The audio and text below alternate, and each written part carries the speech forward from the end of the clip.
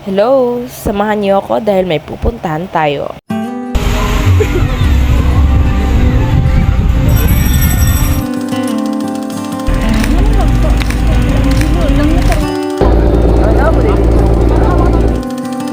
Madaling araw pa lang, naghanda na kami para sa aming biyahe patungong Igacos o sa Island Garden City of Samal.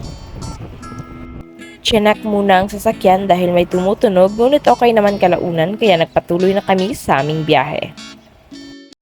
At nakarating na nga kami sa daungan ng barge dito sa may Davao City patungong Samal Island. Wala pa masyadong tao sa mga oras na to dahil napakaaga pa kaya kokonti lamang ang mga sakay ng barge. At umakyat nga kami sa itaas na bahagi ng barge upang makita ng mas malinaw ang kagandahan ng dagat. At sa mga oras na to ay malapit na kaming dumaong sa Samal Island. Kaya bumaba na nga kami mula sa itaas pabalik sa mga sasakyan upang maghanda na sa aming pag-alis. Kasama ko nga pala ang aking mga pinsan sa biyaheng ito. At nakababa na nga kami mula sa barge kaya naisipan namin bumaba sa mga sasakyan at maglakad-lakad muna habang hinihintay namin ng iba pa naming kasama mula sa Davao City. Mula sa daungan ng barge, nasa mga 1 oras mahigit ang aming nilakbay patungong Kaputian, Samal Island.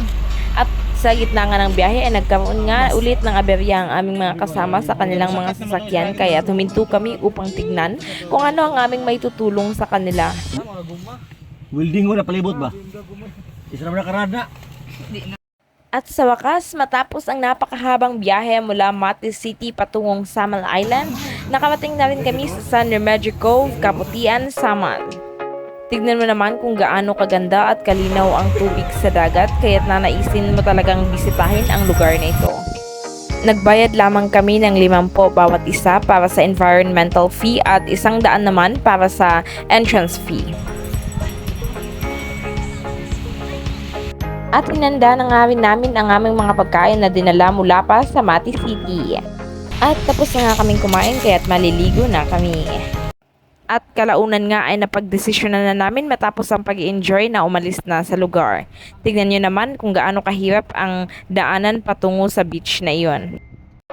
At ito na nga ang sumubok sa aming pasensya. Tignan nyo naman kung gaano kahaba ang pila mula sa barge. Kailangan naming hanapin ang hulihan ng linya upang makapagsimula na rin kaming pumila.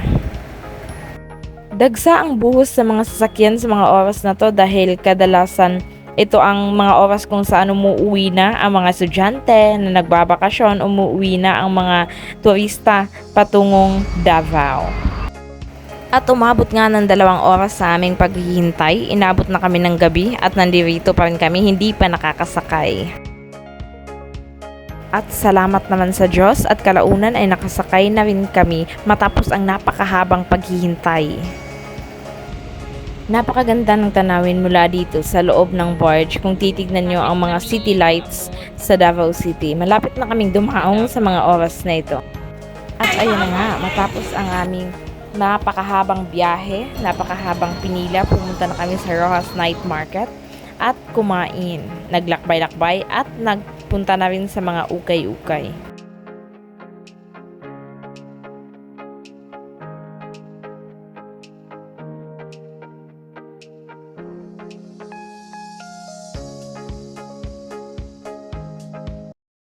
Pabalik na nga kami sa mga oras na to sa bahay ng aking pinsan. Kaya't sumakay muna kami ng jeep papunta sa Or Castillo, Davao City.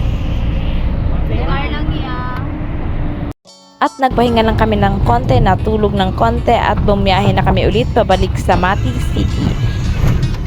Madaling araw pa rin kaming bumiyahe dahil gusto naming makarating sa aming bahay ng umaga na at maliwanag na.